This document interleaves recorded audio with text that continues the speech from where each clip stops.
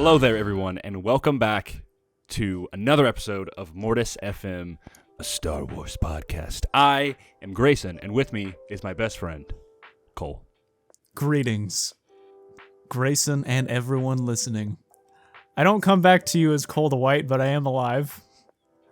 Cole the healthier. Cole the healthier. That literally sounds like a D&D title. It does. And this is Cole the healthier. The boss fight, Cole the healthier. Yeah, we are back after quite a bit. As you guys know, in the last episode, Cole does or did, I don't know how you would prescribe it now, but was going through COVID. Still partially is. I don't know what. You tell me. You tell me. Yeah, I mean, I'm basically on the out, I think, but this new one is kind of like what is it? Hills and valleys kind of thing, where like you feel terrible and then you start feeling better, and it's like, oh man, and then you feel terrible again. So yeah. But I think I believe I'm on the mend, as they say. Well, it worked out well because I was out of town anyway. So while Cole was fighting for his life, I was in a different state, having the time of my life. But we are back. Honestly, a little later than probably we should be, but that's just how the meatball bounces, you know. Hey, as long as it is before the new episode, I think we're right on time. Listen, you're probably listening the day that the episode is coming out tonight, which I promise you, I assure you, our episode for Ahsoka episode 6, the next one, will be much sooner. Because I've got nothing on my calendar, and if Cole is feeling well, then we should be able to do it. But we'll keep you guys updated on that. But we're here to talk about Ahsoka episode 5, which, as you said in the last episode, it was absolutely the biggest or most ambitious episode of the show thus far. Yeah, I completely understand now why they were trying to, or that they screened this in select theaters. Yeah. And quite frankly, I wish that I was there to see it. It would have been so cool. But instead, I watched it half delirious in my bed, surrounded by medicinal and antiviral stuff. But I was still like, oh yeah, Star Wars. So, yeah, Cole. So I watched it the night it came out. And then I think it was a few days later, I was already out of town, and Cole finally was able to watch it. And he was just like, dude, that episode was so good. Yeah. And I was like, I was not sure if he had seen it yet. I didn't even want to say anything because, you know, he was recovering. And so, yeah, but here we are about to discuss it. And I mean, overall, I love this episode. And I need to, and obviously, as I just said, you loved it too.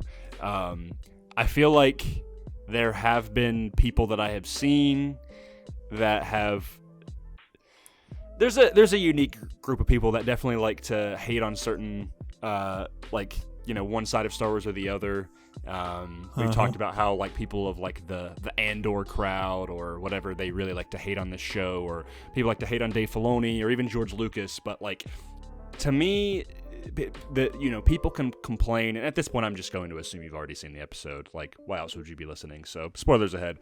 But like, before we kind of break down into the plot, because we have a lot to discuss, because it was a very good episode. There's a thing where people are like immediately, if there's flashbacks or any type of remotely any type of fan service, it's immediately written off as bad, and I just fundamentally disagree. I believe that fan service can be done right if it is earned and if it works within the story. This might be a hot take, but for my prime example of I think it does not work for the story is Doctor Strange into the Multiverse of Madness. For any Marvel people out there, to me, those cameos feel a little shallow. They don't really do a whole lot for the story in terms of like character development and whatnot. And it's cool. It was cool, but like, that's the type of stuff where I'm like, yeah, that was whatever. But like something like this, I think it was done beautifully because it was integral to the character and the arc that Ahsoka has been going through. and she is now changed for the better, and we will definitely get into it. But that's my thoughts on the matter. I believe Dave Filoni did a fantastic job of giving fans what they wanted, but also making it work for the story and making Ahsoka feel like the main character of her own show and addressing some of the things that people have been feeling with this character. I mean, I'll go ahead and I have it in my notes, but there was a clip today that dropped of kind of a little like mini documentary of Rosario Dawson, Hayden Christensen, and Dave Filoni kind of talking about the making of this episode. And, you know, we see, like, people have been saying, like, oh, you know, Rosario is so boring as Ahsoka. She's so, like, she has no emotion or whatever. And it was like, oh, that maybe that was, like, it's because that was the point, you know? Oh, like, yeah. That was 100% the point. We were saying that the entire time. Yeah, or like, I'm like, she's different, you know? And Rosario says, like, she's focused on her mission. She's been very stoic, and as soon as she sees Anakin, she's back into that Padawan, like she's a kid again, right? She's teleported all those years ago, and it just serves the story so well. And I think it was at the best possible point in the show, because I think we've got 3 episodes left, and there's a lot of complaints with the episode of like, oh, I wanted to see more of Sabine and you know, the villains, and I'm like, I firmly believe we're gonna get that. We're gonna get a lot more of that. But like, admittedly, like Ahsoka has gotten, I would say, the least amount of development in the show thus far. And this episode really, I think, turned that around, where I'm like, okay, now she's got some really good development. You know, we're not dealing with a Book of Boba Fett situation where, oh no, yeah, like so anyway, that's to say, I love the episode. Good, my boy. Oh, let's not talk about it, man. Oh, in the sky, it's a Rancor meteor. Oh yes. Instead of Christmas, it's not Santa. It's Boba Fett on his Rancor. Anyway, I'll make this simple. We'll cut it down to brass tacks. Okay. If you were a loved one has been diagnosed with if you or someone you know is upset with the implementation of Anakin and like these Clone Wars flashbacks in this episode,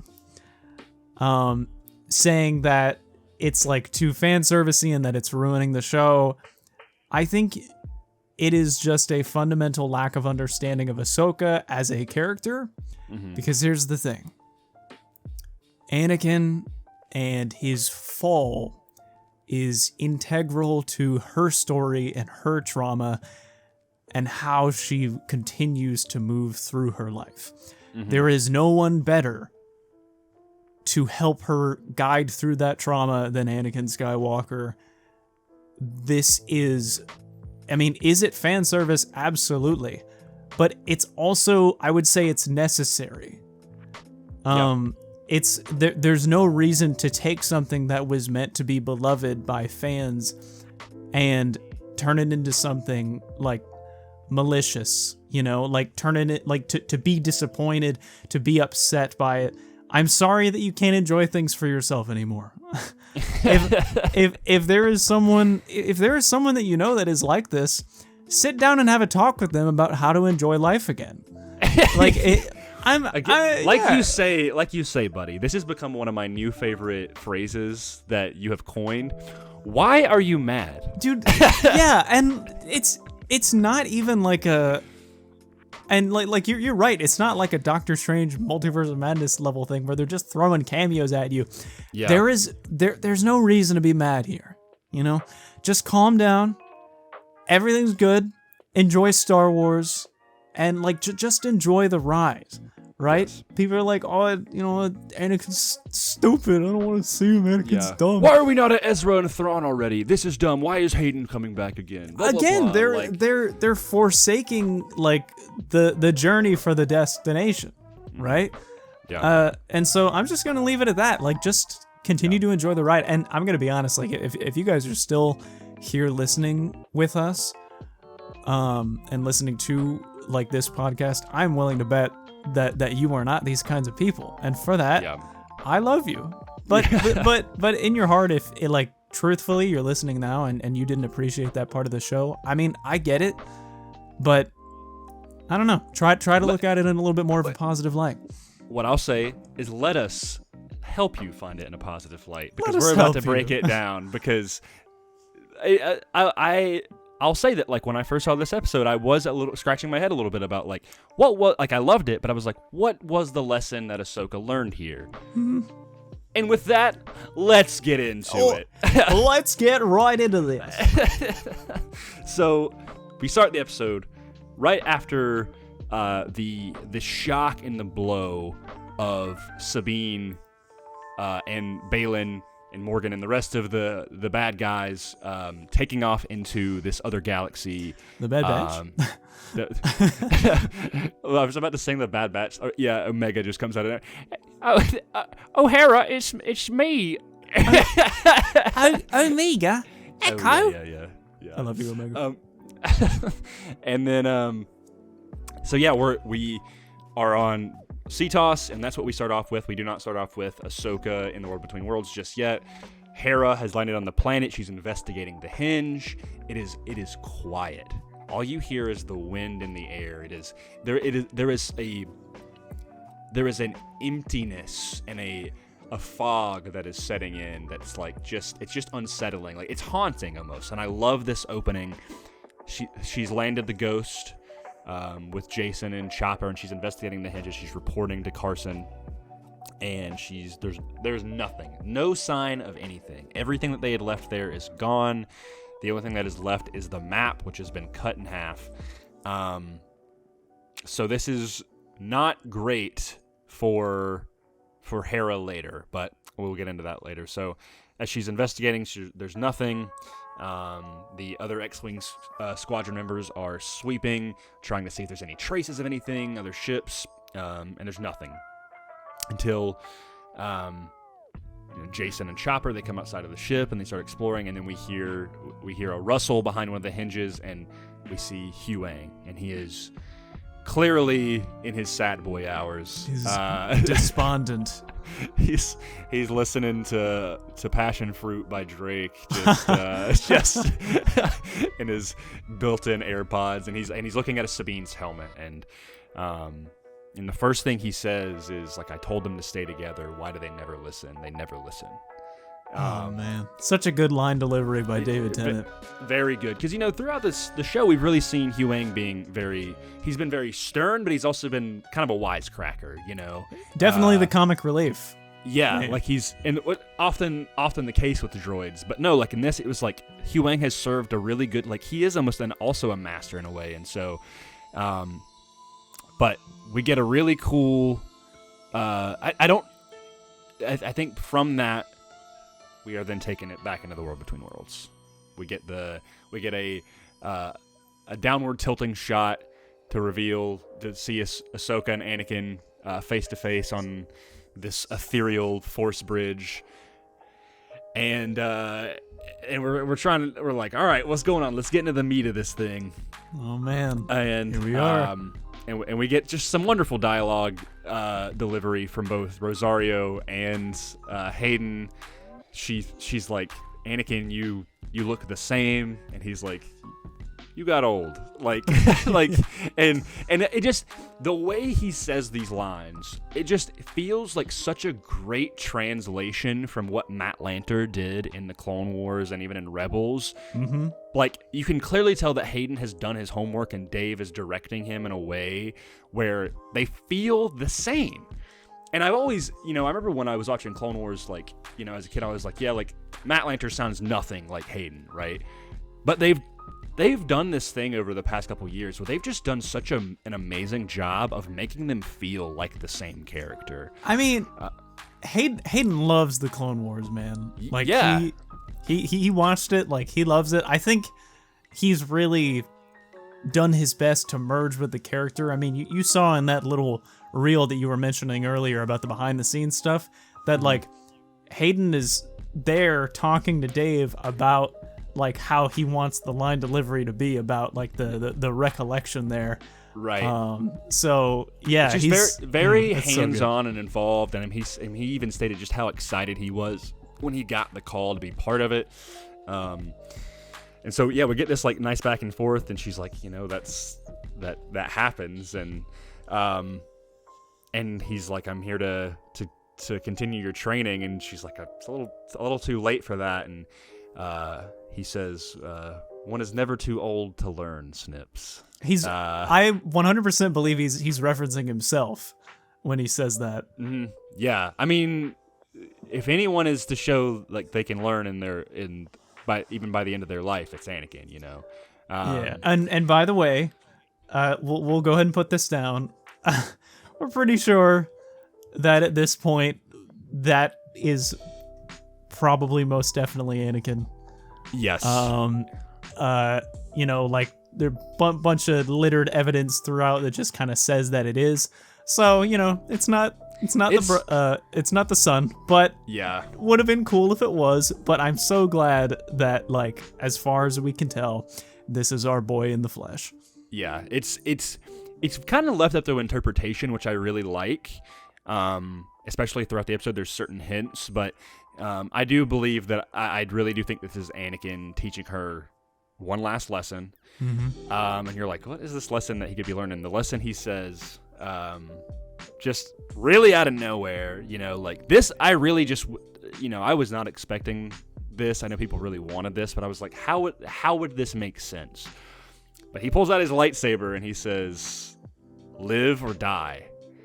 And you're like, what? Like, is this Anakin? Like, what is happening? And he pulls out his saber, and they get right into it, man. Mm-hmm. They get right in. Hayden doesn't miss a beat, as we have seen in Kenobi as well, when they have their little flashback with him and Obi-Wan.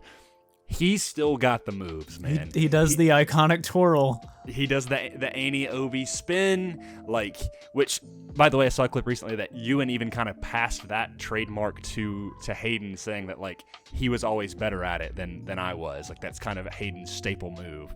So thanks to Hayden, that is Anakin's signature move. But yes, Ahsoka says, "I won't fight you." And Anakin replies, I've heard that before. And just immediately gets right into it. So, when I first heard that, and I want your opinion of it, like, I originally, I was misremembering. I thought it was referring to in Rebels. There's a line where she says, I won't leave you. And I remember it. I, for some reason, thought she said, I won't fight you. And Vader, of course, says, then you will die. Which is also a little parallel to this because it is. Yeah. But people have done a little bit of deeper digging, and people think that this is actually a parallel to Luke and Vader in Return of the Jedi. Mm-hmm. Do you think this is the case? So as far as I can tell, I mean, obviously I was in the same position where I was like, oh yeah, he's talking about the scene from Rebels, but no, she says, I won't leave you, not this time. And then, I started to go like, oh, he's talking about Luke. Mm-hmm. And if that's, for one thing, I think he is. But if that is true, him saying, I've heard that before, Ahsoka doesn't know that. Yeah. Ahsoka doesn't know about that interaction with Luke, and so that kind of confirms subtly that really is him, because there's no way she would know about that. And so yeah, I definitely think that it is a reference to Luke in that situation. Yeah, I feel like it is definitely. It also connects with that was Luke's kind of final trial, was facing his father. And Ahsoka has not properly faced Anakin yet, She did face him as Vader, but I mean, let's be honest, she was going to die. Like, Vader had her. Like, she was going to die if Ezra did not save her, She was 100% going to die. Yeah, like, that's kind of the whole implication, right? But I forgot about one line, though, before they started fighting, where she's asking what's happening. What's happening? What's going on? What's happening? And she's like fuzzy on the details, and he's just like, you lost a fight. She's like, I don't remember that. And he's like, trust me, you lost. And it's just really good delivery. And I think at that point she says something like Sabine. I think she says Balin's skull. Maybe it's Balin, yeah. And then he's like, so you do remember that? I think that means you still have a chance.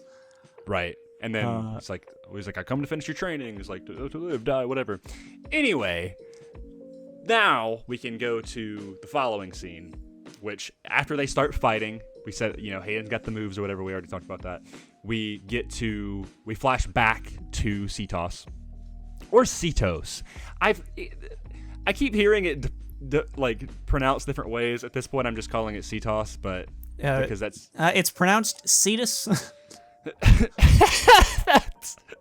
Welcome to Cetus. I don't know why that sounds like a restaurant. Welcome to Cetos. Like a seafood restaurant, a seafood restaurant. But no. So we get Hera is still on the planet. Carson has finished his sweep. He's on the planet, and Jacen and Chopper are looking out to the ocean.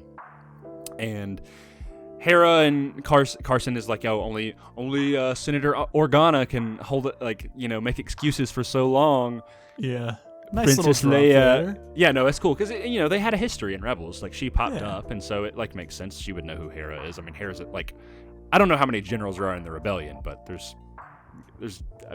can't be that many. Like I would imagine, with Leia being so involved in the rebellion, she would know who Hera is. But anyway, but Jacen is like, Mom, listen, and she's kind of like, yeah, in a minute, whatever, kind of brushing him off, and then he's like, no, Mom, listen to the ocean, and she's like, okay, what are we listening for?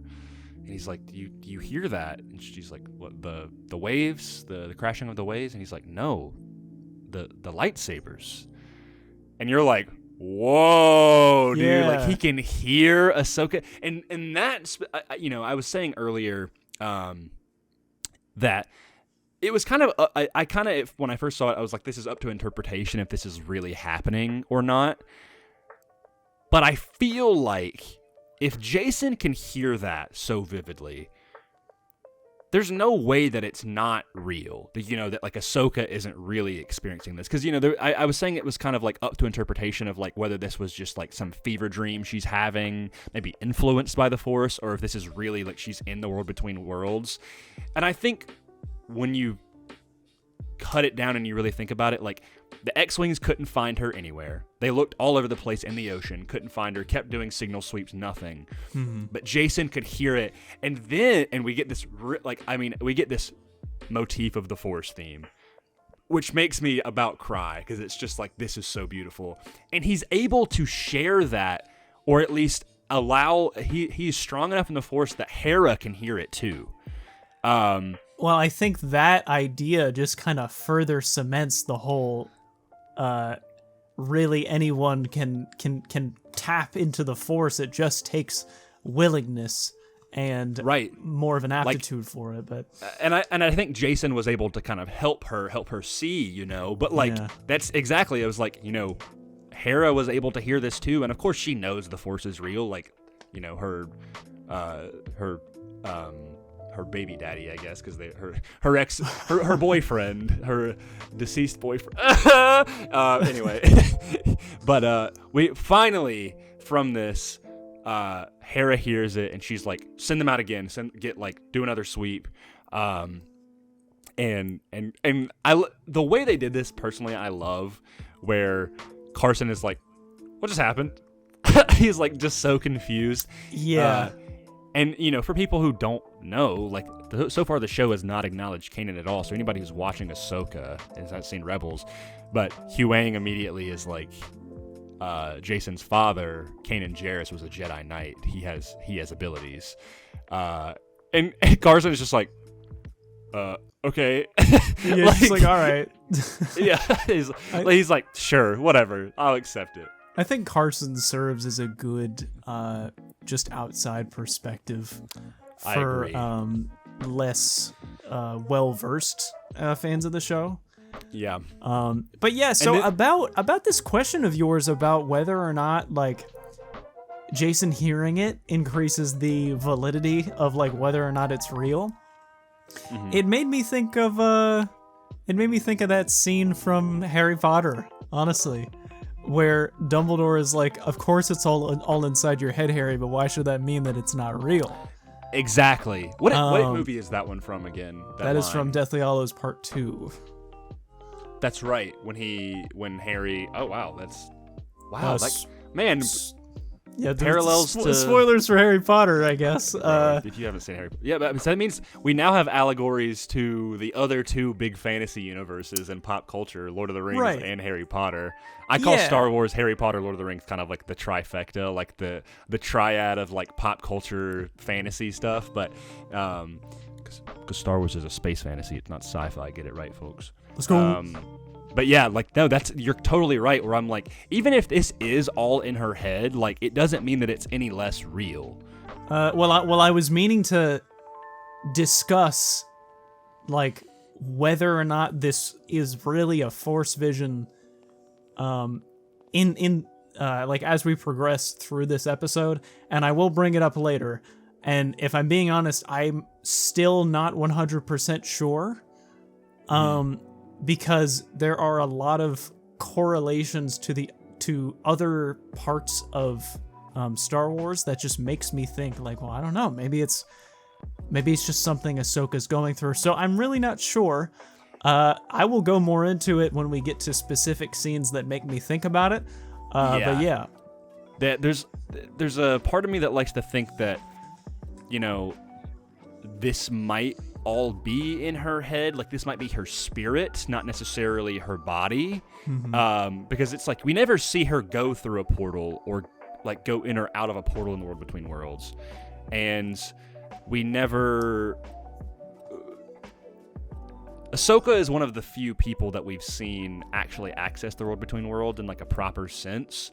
So part of me wants to think that like this is just like kind of how she's visualizing this whole thing, you know, like I definitely think Anakin's ghost his like spirit is teaching her this lesson, but it may very well just be like a spiritual thing and not a physical sense. Like maybe spiritually she's in the World Between Worlds, but not physically, you know? Yeah. But then it leaves, I'm like, where did the body come from? I don't know. And to be honest, here's the thing, is I got in a debate with some of my friends, and they were like, oh, I wish they just explained more of the rules between the World Between Worlds. And I'm like, honestly, I'm glad they didn't. To me, that makes it all the more fascinating of like, what happened? You don't really know, but that's not the point. The rules that are being established are not like the lore dump. That's not what it's about. The episode is about Ahsoka and her progression, you know. 100% right. And so I'm like, the Force is not a thing that I feel like it needs to be explained to me all the time. It's cool when it is, but like it's always been this mystical, mysterious, just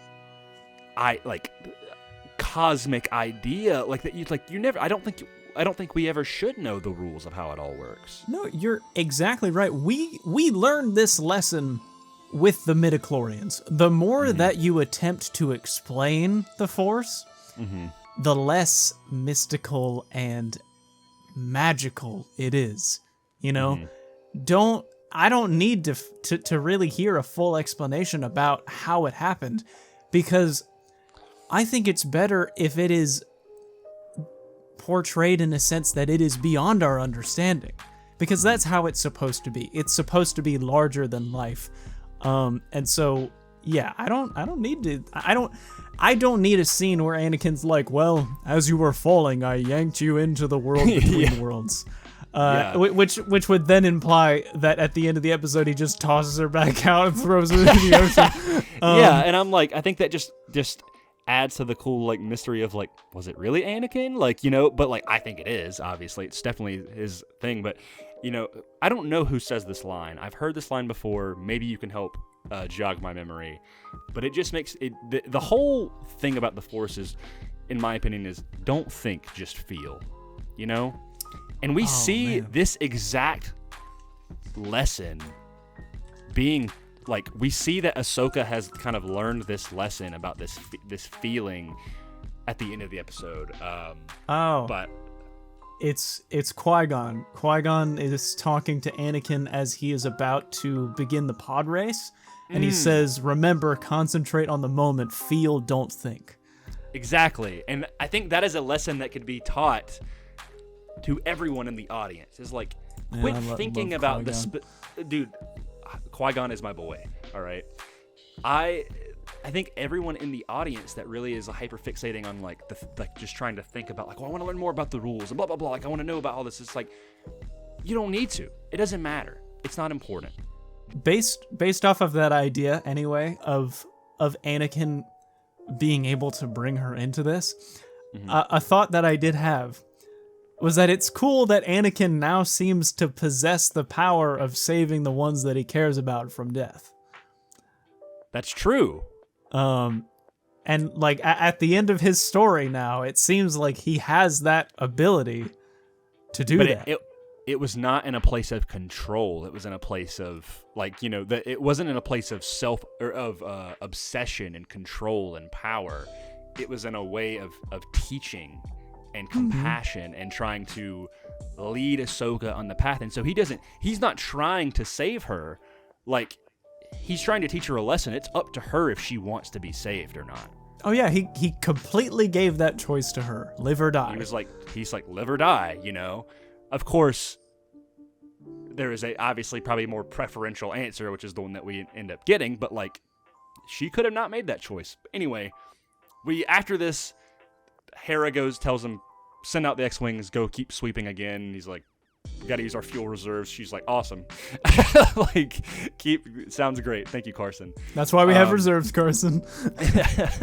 And then we go back and we're getting more into the duel, and it's just phenomenal choreography. We're getting really like just a blend of kind of like the more like Anakin's prequel style fighting against Ahsoka's more like weighty kind of two saber fight. It's just really good.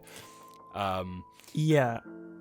I'm gonna try to keep this super brief, okay. But just the idea of Anakin fighting now as he is so fantastic to me, because if you'll notice, even though he has parts of this fight that he shows that will remind you of his previous fighting styles, you'll notice it's still distinct. Like it's unique from what we've seen before.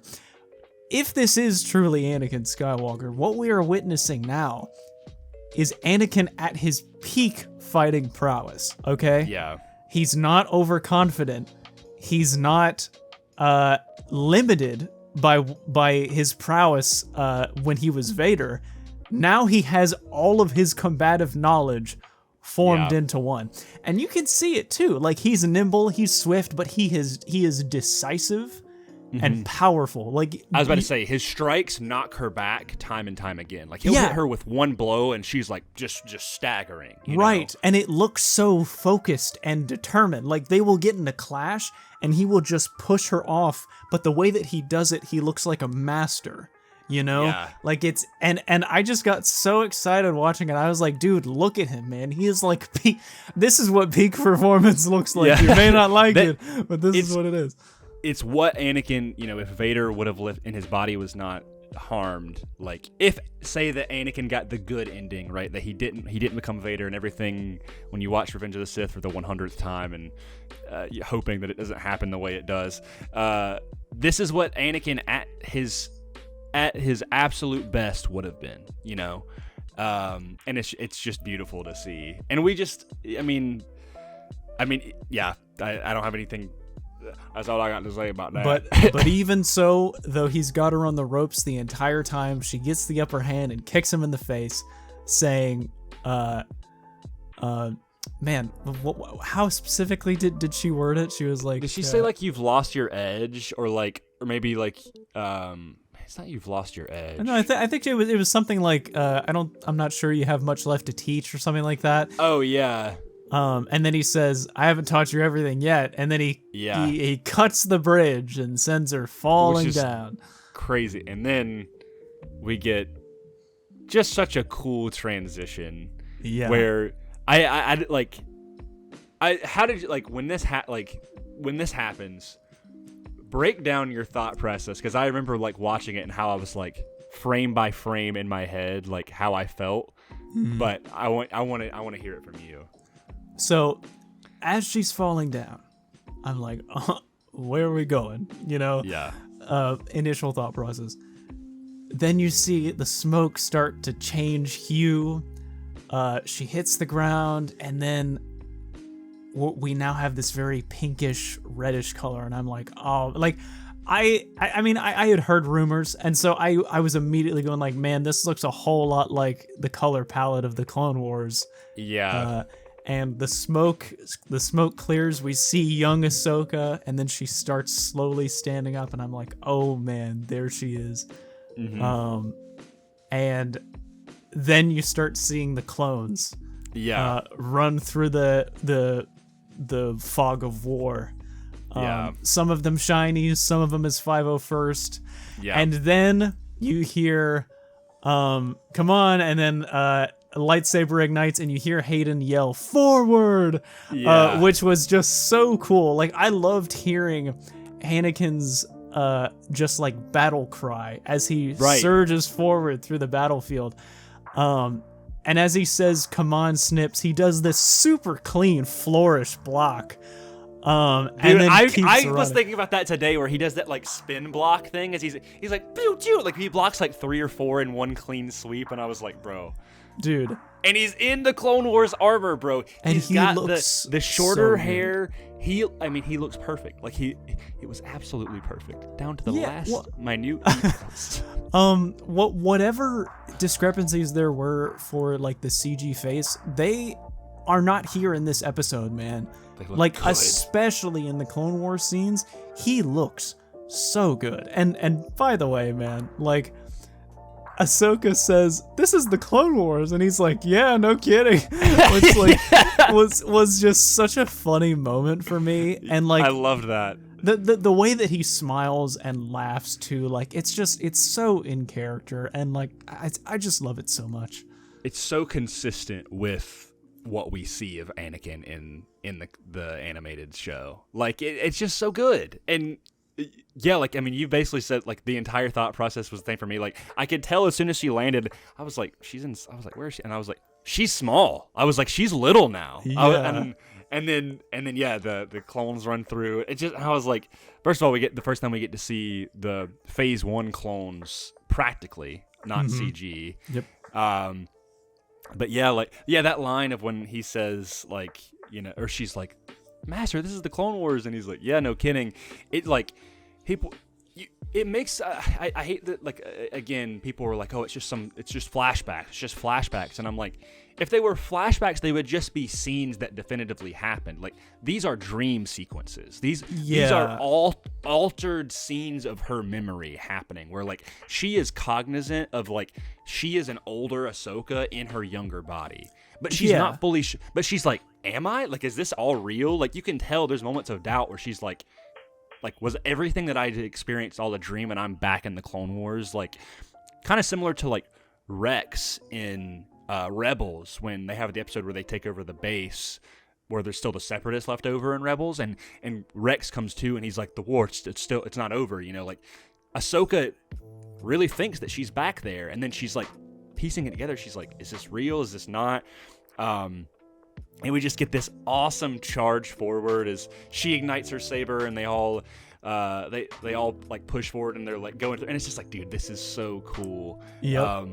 And then it kind of jumps forward a bit until we're kind of in kind of a more of a calmer time, but there's a lot of wounded clones. Yeah, it's like in between a battle, and I'm pretty sure, as people have pointed out, it's actually a battle that is different from the one that we saw before. Yeah, some people say that the first battle was the Battle of Teth. Yeah, and then the second one is Ryloth, because we see Twi'leks. Right. And as, like, you know, referencing like the color palette of those planets from the Clone Wars, I think that does add up.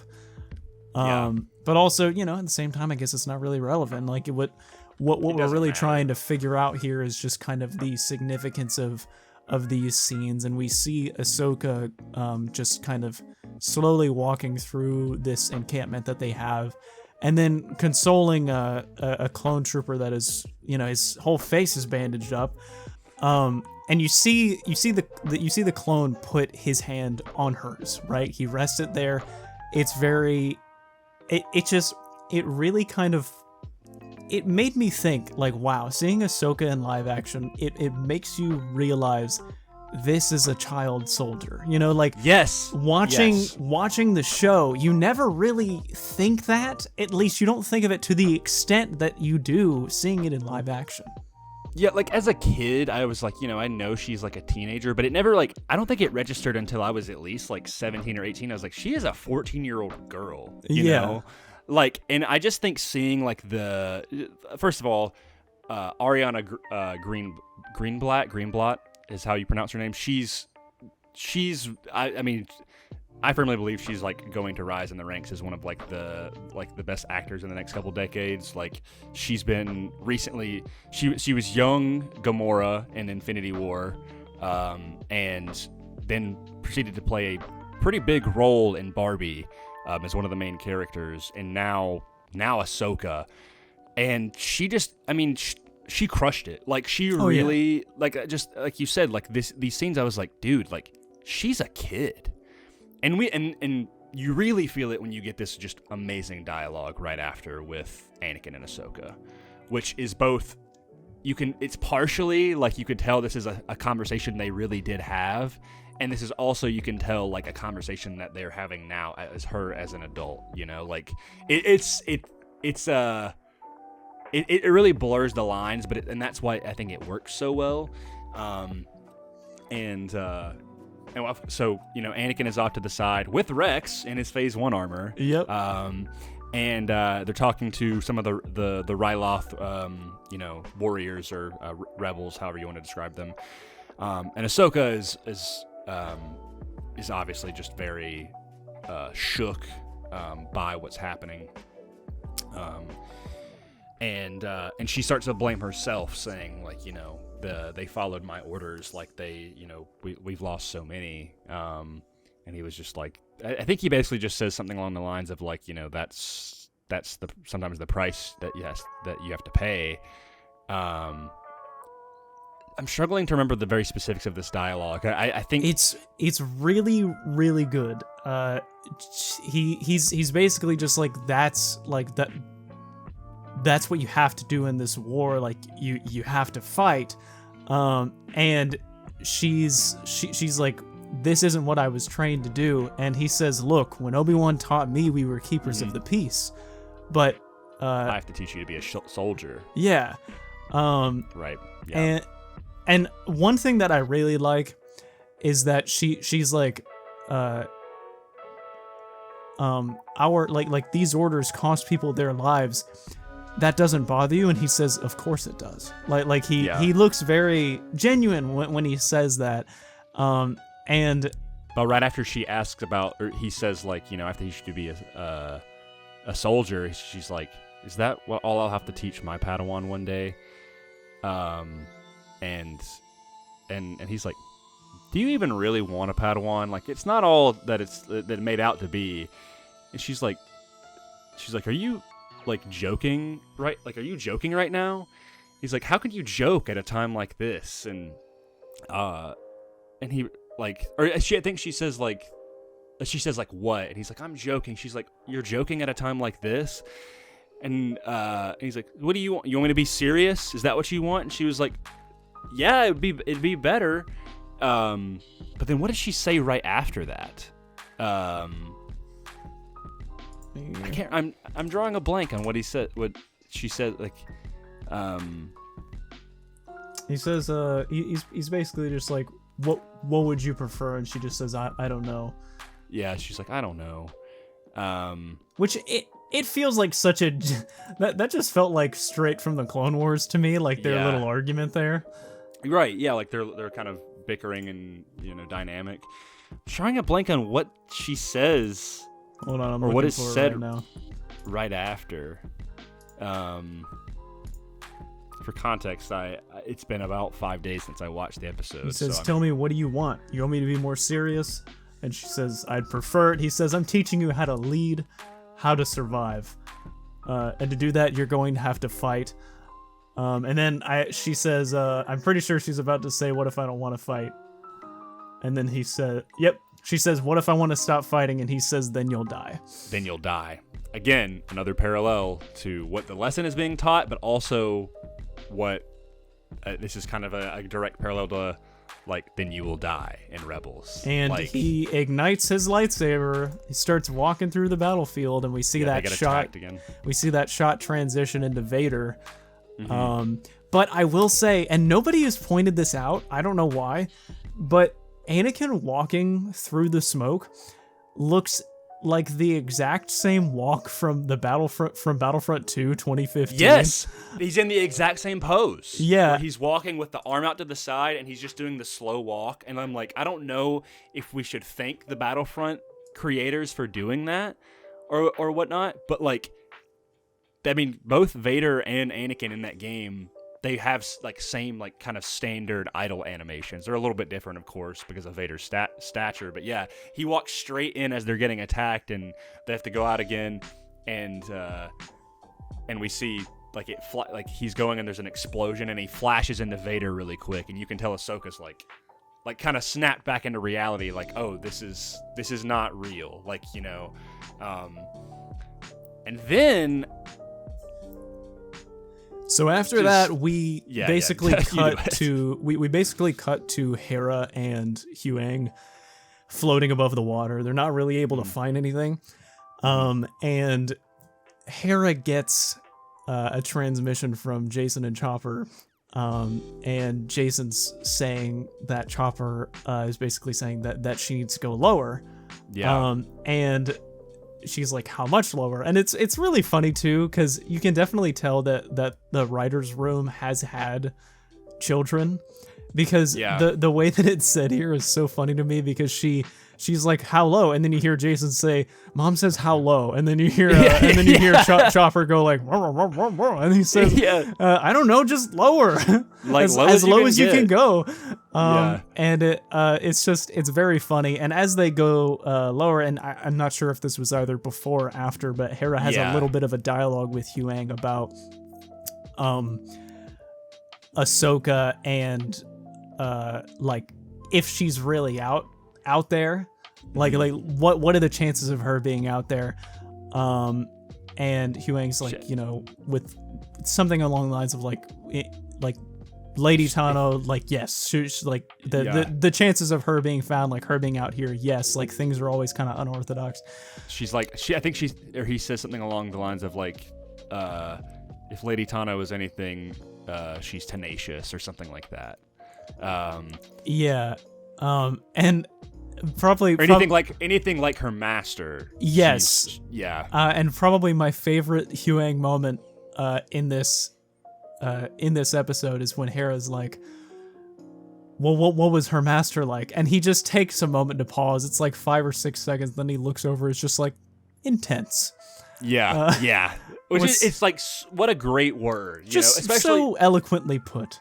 But especially because of like, just as an audience, we know exactly what's going on right now. And yes, this entire lesson that is being taught is intense. You know, like it's nothing short of just like, I mean, it's kind of horrifying. It's scary, you know. But then I believe we snap back in and we get a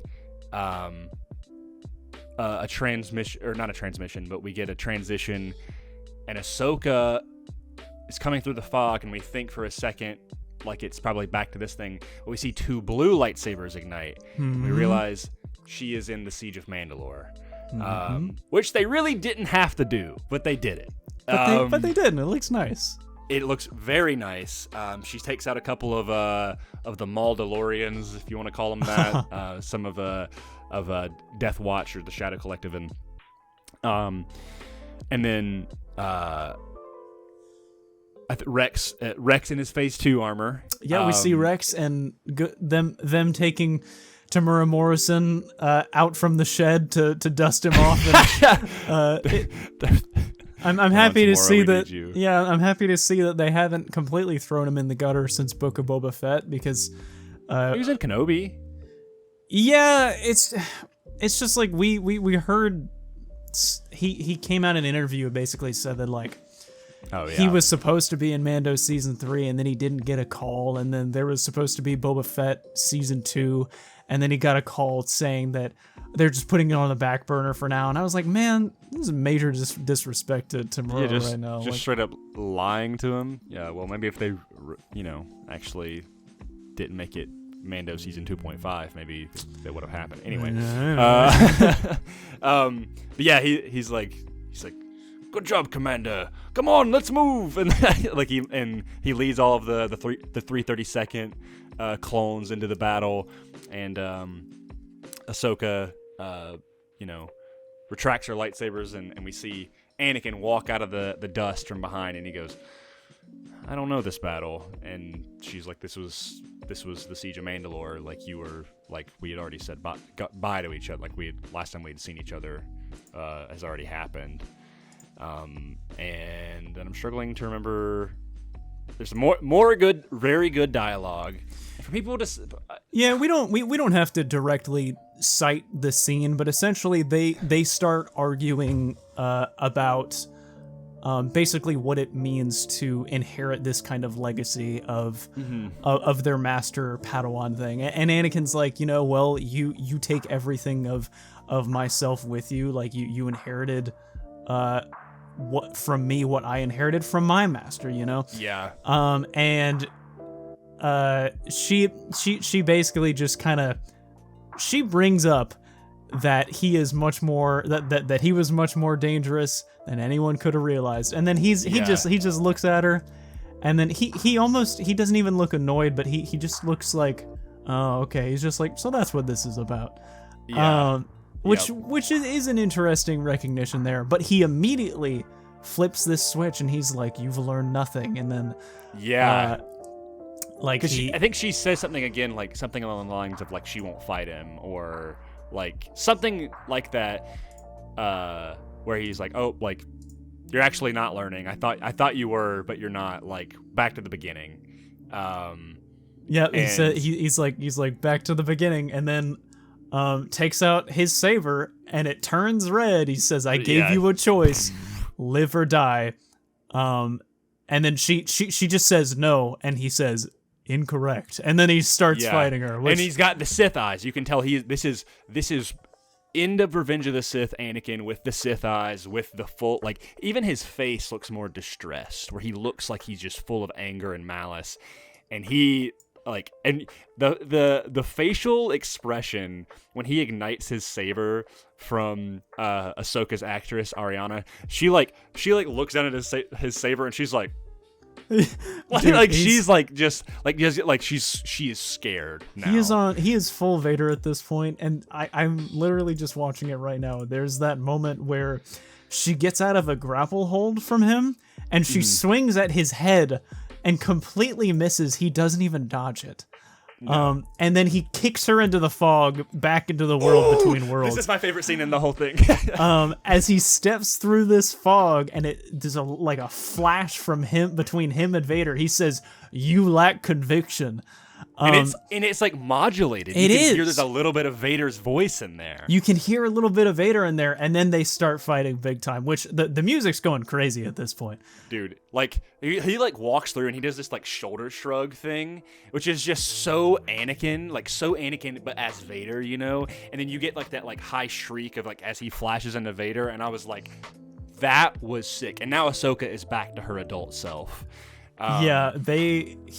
He just starts wailing into her. He says, time to die, hits one of her sabers, and Ahsoka then does what she does best, which is outmaneuver someone while she doesn't have a lightsaber, and then takes it from him, holds it to his throat, and you see in her eyes. You can see her eyes like start to change, but then she turns it off and throws it to the side and says, I choose to live.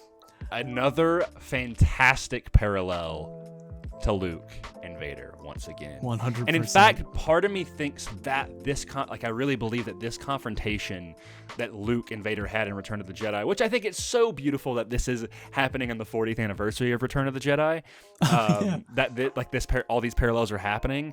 But like, literally she like turns off the saber and throws it away in the very same way, like he's like I'm a Jedi like my father before me. She's just like, I choose to live, you know, like she is the lesson is learned, you know.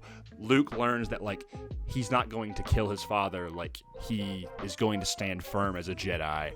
And Ahsoka is no longer running from her past. She is not scared of this. She is choosing to live, you know. And he, you know, he takes a step back. He looks down, looks back up. His eyes are normal. He says, "There's hope for you yet." Yeah. And as the camera moves around her, he just disappears, which is just like such a classic mystical moment where like there's no goodbye. It's just like that's just all that really needed to be said. And saying "there's hope for you yet" is such an Anakin line, I think. And yeah, that's really it for like the World Between Worlds part. She seeps back into the ocean and then she gets rescued. Yeah.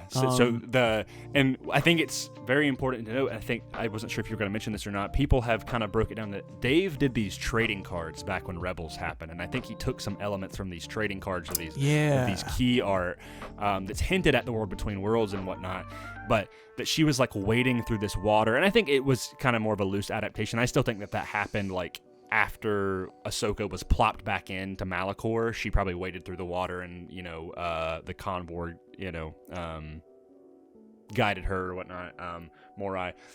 But yeah, the water that we see, that this really cool like just wide shot of the World Between Worlds like closing in into one singular line, and Ahsoka is the only thing standing there.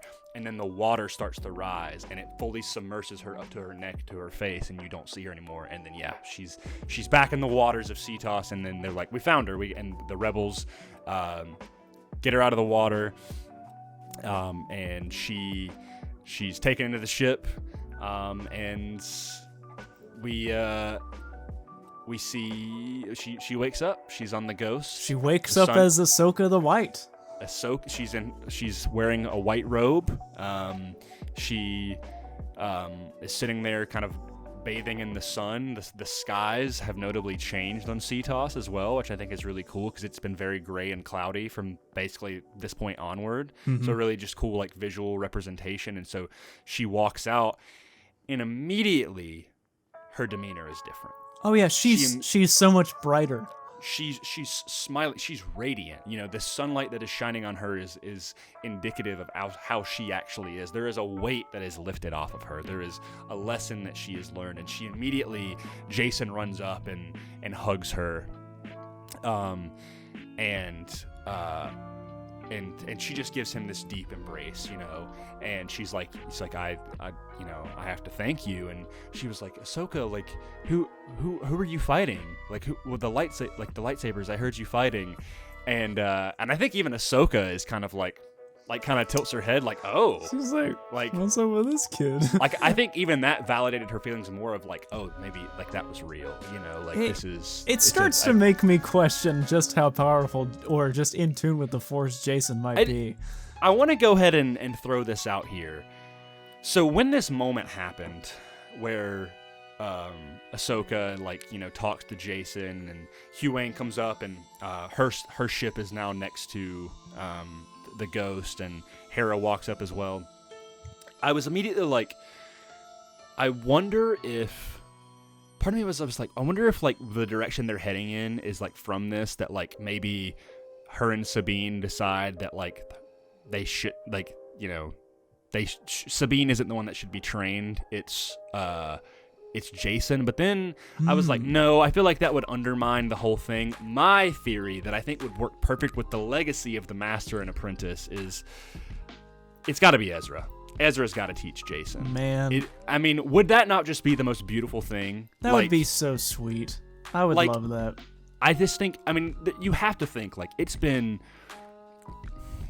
I think at this point, it's been 5 or 6 years since Ezra has gone missing, maybe even 7. So he's now in his mid to late 20s.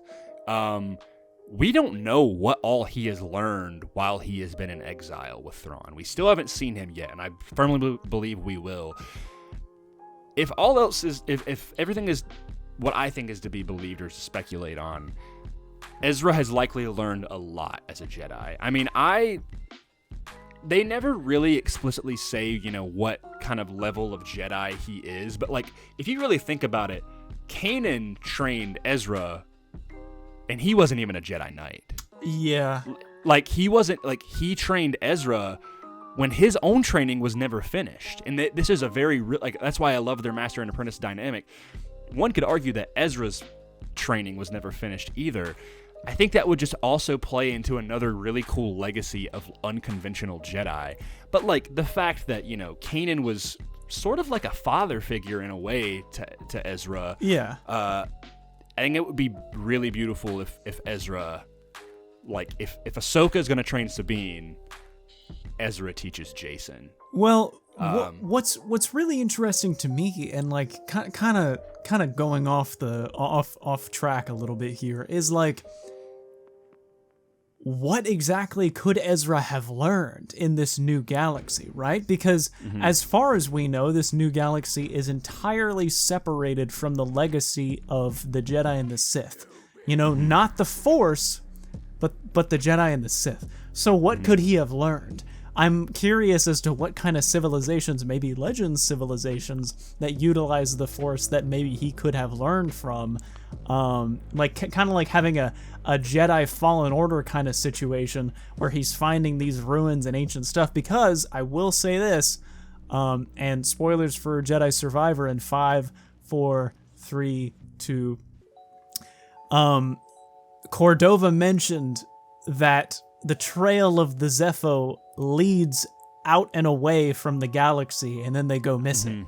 So what if the Zepho went to the other galaxy, and Ezra learned maybe from the Zepho, which would be nuts. That would be crazy, actually. Because I think, oh man. So I don't know. I never even just thought about that, because I feel like even with Arcana and like the map that we saw, like, so the only things we've seen from Zepho have been on Fallen Order. There wasn't really anything in Survivor, but with the Zepho, but they also appeared in Bad Batch briefly as well. Yeah, the Zepho Godzilla in Bad Batch. Yeah. I don't know. That's interesting. I mean, I was more so thinking along the lines of like, Ezra just through trial and tribulation, like has probably become a much, unless he's gone to the dark side, which I really hope is not the case now. But that would not be good. Yeah, I would not like that. Would be a crazy twist, but I doubt it. But like, whatever happened to Ezra, like he could be out there, and he's even just from being on his own, he could have become through trials and whatnot, being in this different galaxy, like he could have become a much greater Jedi than he was when we last seen him. But I don't really know.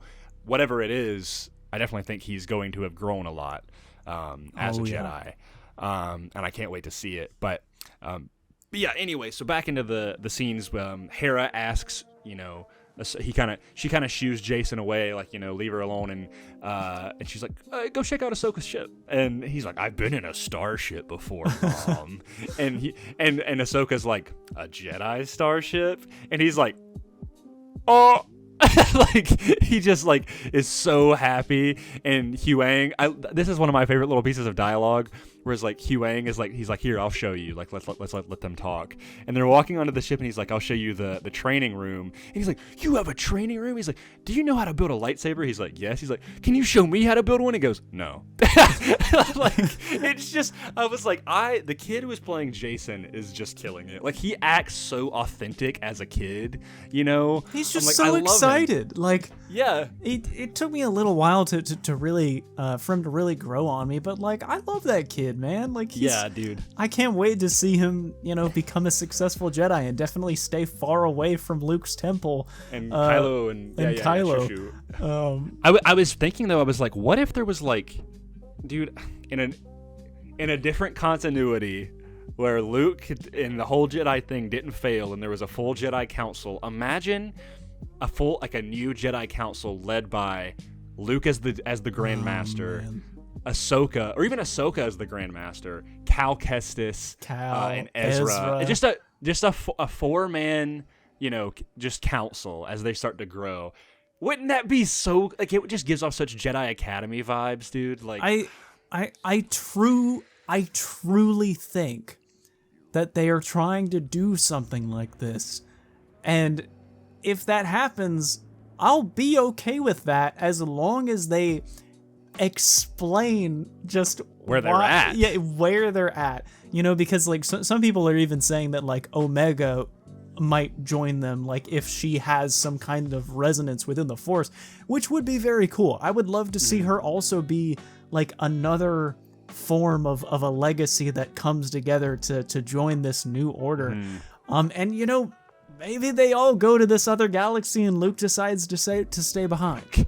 Cal tells them all to go to Tanalorr, and Luke's like, nah, I'm gonna stay here. Like, guys, but no, if you think about it though, like if they all have Padawans, right? Let's say like Luke was training Leia, all right? Let's say that's the first person he's training. Let's say at this point in the timeline, Leia hasn't even started her training yet.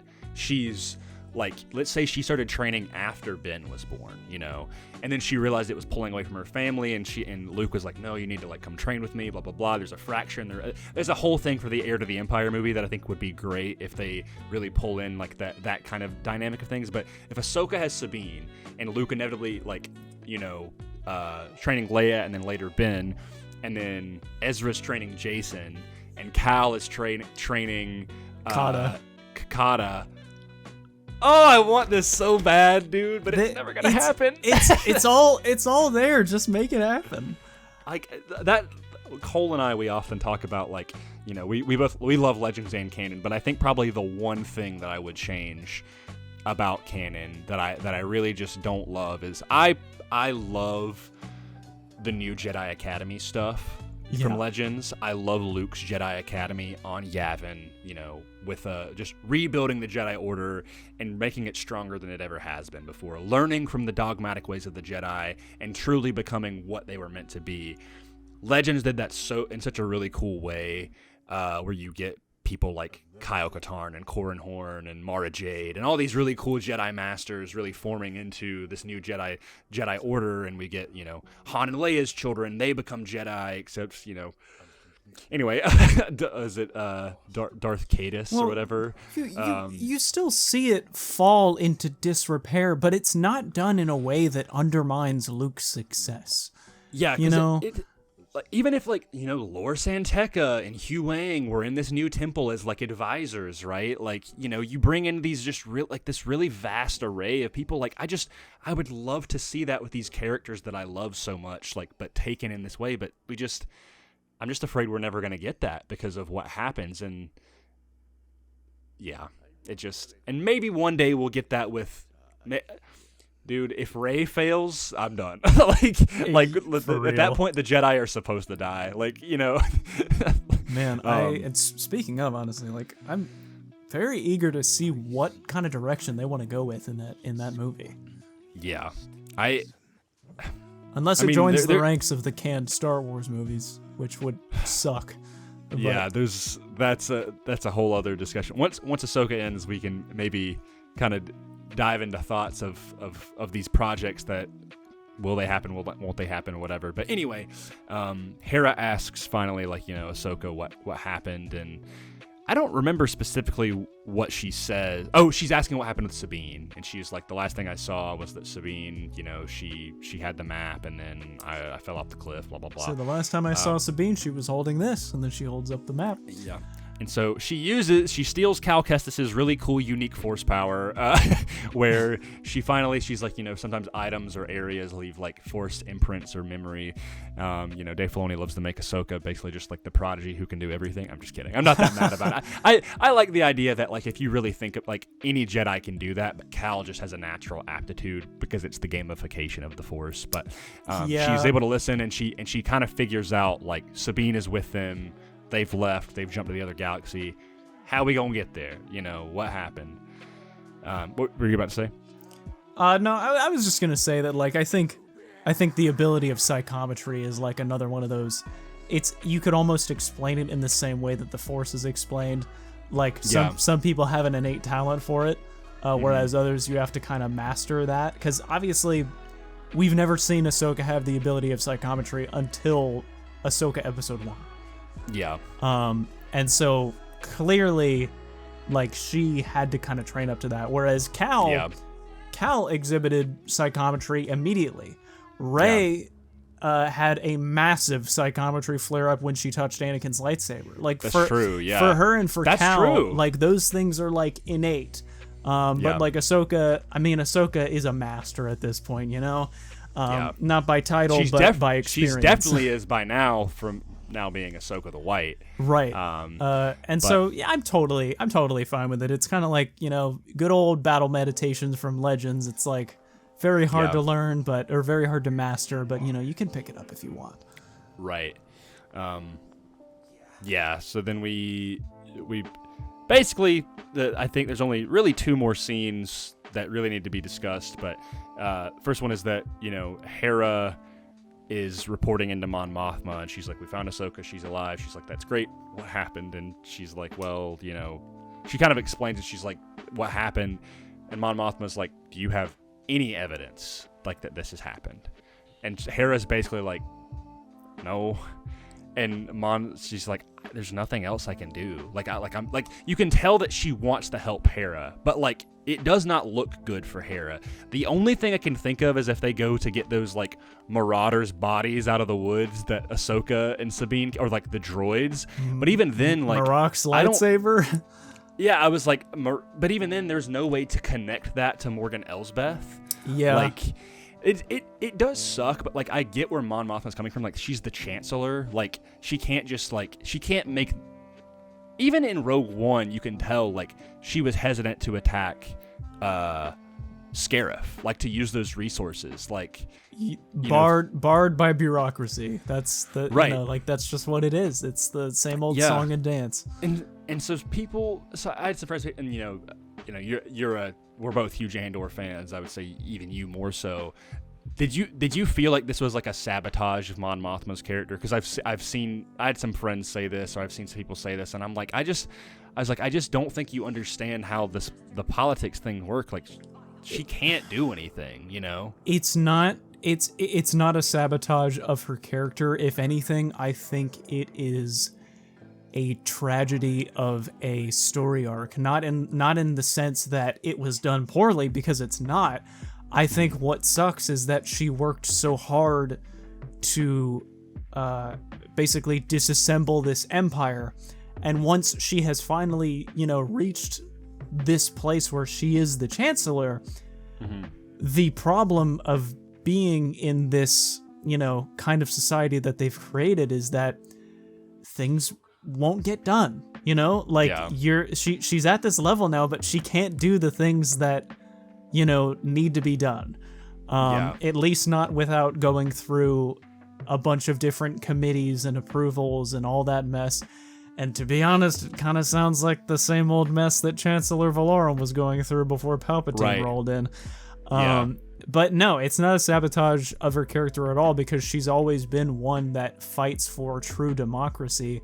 And it's totally understandable that in this kind of system, like, we can't, you know, just make these calls. But I did think it was kind of funny that they sent 3 cruisers to go after Hera and a batch of fighters. I guess it could be made to look like insurrection, but it might be a little bit of overkill. And in that sense, that tells you the problem with the New Republic at this point, that they send a fleet to go after a general that basically abandoned a mission, but with no malicious intent. Instead of doing anything to at least investigate, and I just mean investigate, the potential for a rising new empire. So yeah, there's definitely problems with the New Republic, but I don't blame Mon Mothma at all. Yeah, I mean, even those people that were sent, we quickly see, you know, Ahsoka and Huyang are going to enact their plan. Carson and his squadron are trying to like kind of shoo them away. But yeah, they were gonna demote Hera, and they're like, you know, you need to. Ahsoka was not going to get demoted if they could bring Ahsoka in to be her kind of her witness, her testimony or whatever. Right. But Ahsoka's like, no, I'm going to get Sabine. Like, yeah, Ahsoka's leaving. I don't know how Hera's going to deal with this. Right. And so, but yeah, these ships pull up, and Carson is kind of holding them off, and she's like, oh, like we're on the same side here. And I could tell, like, you know, these people, at least they're not like, oh, you need to come in right now. They're not being like total jerks, but she is like, you know, they're at least being genuine of like, come on, like, let's just like come clean, like tell me what's going on. And Carson is immediately like, it's like, okay, but you're not gonna believe me. Yeah. It was very I'm on hold for General Hugs kind of moment. Yeah. Yeah, because at one point he's just like, who's this? And she's like, come on, like, Carson, you know me. Like, but I think I know what's gonna happen. Okay. With Hera? Yeah, so my theory here is that Hera is probably going to be court-martialed, and like be held in some sort of trial, right? Mm-hmm. And then by the end of the Ahsoka show, Thrawn comes back to this new galaxy with, you know, his fleet or his forces or whatever. Mm-hmm. And then they're like, oh, Hera, you were right. And then they'll release her, and then it'll basically be left off there where like they have to or maybe like they rescue Hera or whatever in some future installment. But basically I think the validation that Hera needs will be the return of Thrawn. Yeah. You know, like they will deny Thrawn until he is on their doorstep, and then they'll go like, oh, Hera, you were right. And then, you know, they'll release her, and then we'll get to the fight, which we probably won't see in this show. Yeah, I don't think Thrawn, you know, obviously we have 3 episodes left. Thrawn, I think, will absolutely show up in the next episode, or at least this episode before last. But because Ahsoka enacts her plan, she sees the Purrgil, she knows what to do. She's seen Ezra do this, or not seen, but she knows that Ezra has done this before. So they fly up there, they get close to the biggest one, and she's already like just happy and smiley. And there's a specific line that like once she basically kind of like connects with the Purrgil, and they fly inside, and then they're sitting there waiting. Carson's already explained everything. They before they take off, there's a little bit happens before.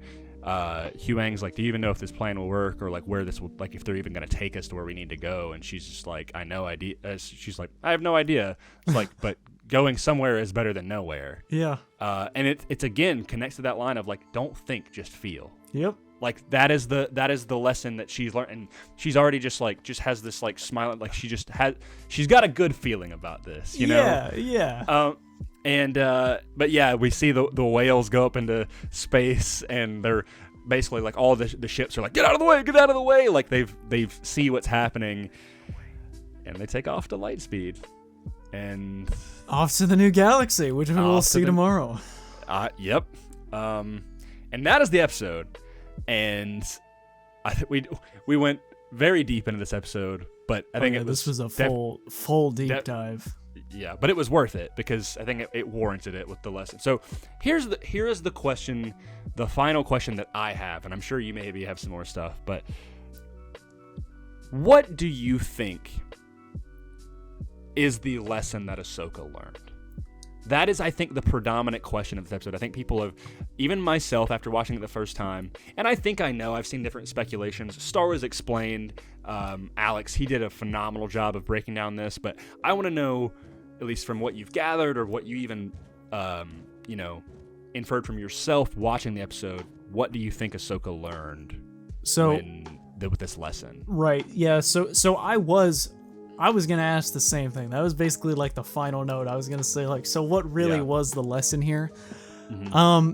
I think a lot of it is up to interpretation, but basically the way that I want to think about it, I think it is the Anakinification, which I'm gonna coin that term. It's the Anakinification of do or do not, there is no try.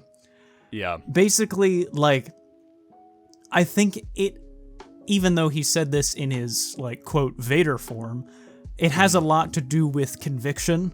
Like, not to run away from your past and come to terms with what and who you are. Mm-hmm. I think it has a lot to do with facing not only yourself, but your future with clarity. To basically live instead of fear death. Yeah. So it's like, are you going to live, or are you just gonna live until you die. You know what I mean? Like, right. You can live without really living. I was talking to my dad last night about that, and that was what we were talking about the lesson. He was like, you can live your life without actually truly living. You know? Yeah, and so I don't think it was Anakin going like, oh, like, you're gonna die, you're gonna live, bro. You gotta die, like it's dog eat dog out here. Yeah. I think he's literally just saying like, Ahsoka, you're not living, dog. Like, you need to just live. Like, don't stop chasing shadows. Obviously, like, you can still fight with your conviction, but like, I think chiefly your conviction is just to keep living. Yeah. Not only for yourself but for others. Like, get the most that you can out of life. And now even more so than ever, with her needing to not live for herself but live for Sabine. Right, and I mean, here's the thing, man. When we see Ahsoka at the beginning of the show, she's chasing a shadow on the wall. She's chasing Thrawn. She lives in a ship that isn't even like the home away from home kind of ship. It's not made up to look like anything. Like, it doesn't even look like she's made her place in there. It's just a place that she can sleep. Yeah. And even when, like, take Huyang for instance, when Huyang goes down in episode 3, Ahsoka's like, leave him and focus on the mission, and like, sure, it makes sense in the moment, but like, yeah, that doesn't really feel like something she would say. Right. Like, she wasn't meaning like leave him behind, but basically like, don't think about him, focus on the task at hand. Don't think about Ezra. Focus on what happens if we don't get we don't get that map. You got to destroy the map. Yeah, you got to. Yeah, you got to destroy the map. Destroy it. Like, don't. And so she's just not really living. I think she's just trying to tie up all of her loose ends. She's trying to prevent another traumatic event from happening. And so, in doing that, like, I'm not sure what the oh yeah, so it's not a direct quote, but it's something that when I was going through like terrible bouts of anxiety, that I basically was doing some research about like philosophy and philosophers and whatnot. And I don't remember who it was, but basically he said something along the lines of this: in an effort to preserve his life, the anxious man stops living. And so you will take these things that made your life away from you in order to save yourself and preserve your life, but you're not living, And so I really think that's what the lesson is about. Dude, that was so good. Like, I think you're absolutely right. Like, I didn't even think about it like that. Like, that's exactly what it is. And I think it takes, personally, like, there's people that criticize, or like, oh, Dave Filoni, like, all of this stuff is like really superficial or whatever. I was like, if nothing, this episode demands you to think a little bit. Like, you need to really understand, like, really have some media literacy here. Think more. And I'm like, yeah. And I'm glad, because I think that's amazing. Like, I think of some of the, I'm sick of kind of like the people, like the select group of people who just kind of hate on Dave Filoni, and the show. I'm like, dude, the Maul and Obi-Wan fight, like, they're like, that is just, it just requires a deeper level of understanding. And I think this is another example yet again of like where Ahsoka has come from. And like, I myself, like, you have taught me these lessons of like, with anxiety and obsession and whatnot, like, Anakin kind of did the same thing. Yeah. Where if you think about it, where the good ending would have been where he would have just, when he had these dreams of Padme, dying, right? He could have just lived. He could have been like, it's all right. I'm going to let it, like, but he was obsessive and controlling, and his anxiety and his just desperation drove him to the dark side. It drove him to Palpatine, to where he lost everything. And so, because of you saying that makes me think that this is even better, that he is the one to teach her this lesson. Right. It's a different, the same lesson, different font. All of this is just an allegory for stoicism. Don't try to stop what you can't control. Yeah, exactly. Like, I think it works so well with, being a Jedi. Marcus Aurelius would be a Jedi. I do wonder 100%, yeah. I mean, he literally has a book, his annotated lessons are called meditations. Yep. There you go. I've got it. I've got it on my shelf right there. I've been meaning to pick it up, actually. I was at Barnes & Noble recently, of course, looking at Star Wars books, but I went over to a little stoicism thing, and for context, Cole has taught me a lot through these things, and I think in a way it's like translates these kind of Jedi lessons into real life. But yeah, I think I cannot say it any better than you just did. I completely agree, and to me, I'm like, I love that the episode required people to think, Yeah. Like, it respects your intelligence. Yes. You don't need everything to be handed to you on a silver platter. Yeah, and I think that shows that at least thus far, that's why Ahsoka is going to be up there with some of the greats of Star Wars projects. I'm sticking by that. I'm really hoping they stick the landing and it connects into the future projects or whatever. But yeah, this episode was amazing, and the flashbacks and everything work because of the lessons taught. That's why they work. I'm not fond of when things do it when it's just for the sake of doing it, and the reason it worked is because Dave intentionally was like, yes, would it have been a missed opportunity for Anakin to have not been in this episode, but be in this show? Like, probably. Like, I would have liked to have. It could have just been a little Force Ghost. It could have been like, I really enjoy Kenobi, but like, it could have been like a Qui-Gon thing. Yeah. Right, where he like just shows up and he's like, you just couldn't see me. Like, he's John Cena. But no, it's like it was a full episode really delving into both of Ahsoka and Anakin's characters and letting Ahsoka go from it. And I forgot to mention, yes, and now she's in her Ahsoka the white robes. The only thing she's missing is her staff now, which I think even more so confirms that the final shot of Rebels was not the shot that we saw of Sabine and Ahsoka from the beginning. I'm like, they wouldn't. I just think they really would have. Dave would have thought more about that had he known that she was not in her Ahsoka the white form yet. So part of me is thinking you were talking about when Thrawn shows up, as I'm like, maybe Thrawn shows up and he, the end of this show, we get a little battle of Lothal, and Lothal is wrecked again, right. And Ezra is back now, but maybe he is still in Thrawn's clutches, or maybe they're not in another galaxy, but like they still have to go save Ezra, like, he is now their prisoner of war, right? Oh man. And this is them going off to battle, to rally the New Republic and to lead us right into us into the movie. I'm willing to bet it.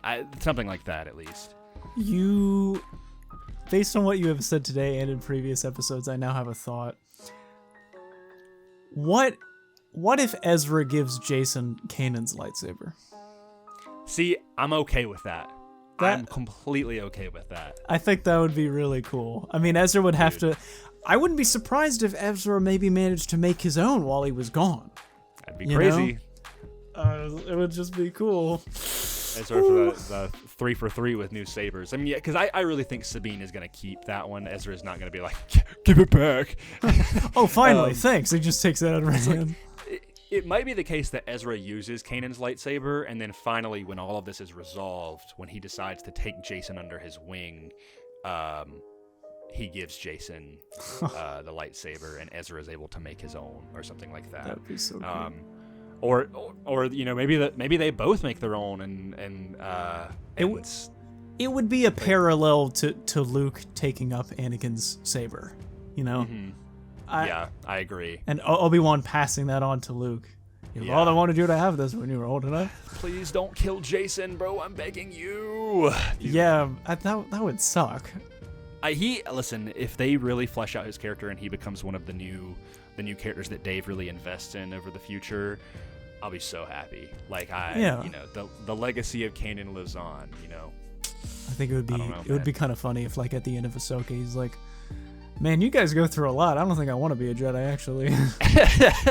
And then he's like, I hate the Jedi. His Sith eyes immediately just goes evil. We've got 3 more episodes. I'm hoping these are some jam-packed episodes. But I think we've got. I think really what I'm expecting is that, Thrawn is not the objective. Getting to this other galaxy and figuring out what's going on is the objective. I think Thrawn will ultimately be mostly reserved for the movie that Dave is doing. But that I do think Ahsoka and Sabine will get a complete arc that will lead us into kind of the next big chapter, the Mandoverse movie. Yeah, I'm thinking that the Ahsoka and Sabine arc will probably resolve.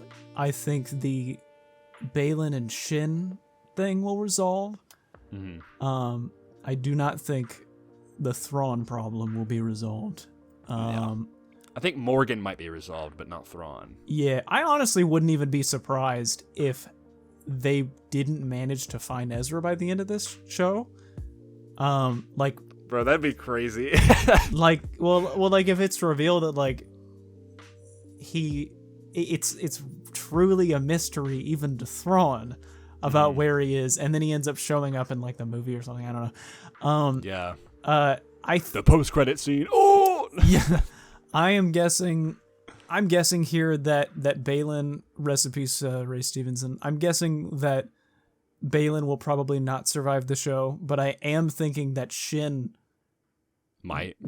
will probably become a recurring adversary in some of these future installments, which I'm totally fine for. She's great.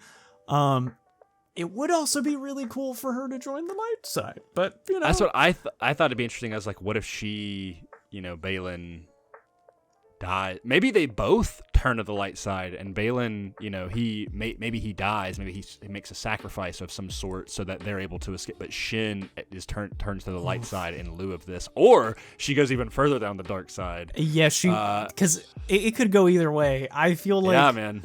I honestly don't know. I feel like she's more sinister than he is, personally. Oh, there is more malice in her than Baylan, for sure. Because she was trained by him, but he was trained by the Jedi, So that malice is innately there within her since she started to be trained. Who knows how long he's been training her, It makes me think a lot of for any Jedi Outcast fans out there, Jacen and Tavion.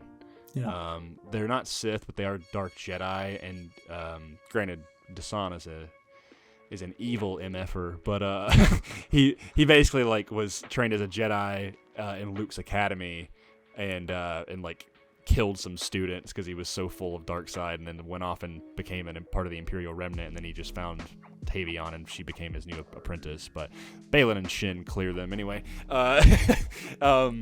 Yeah, man, I'm excited. We got tomorrow night. For anybody listening to this the day of this drops, it's tonight. And our episode will be out much sooner. But before I kind of get into the closing stuff, is there anything else that you wanted to address or talk about before we wrap this episode up?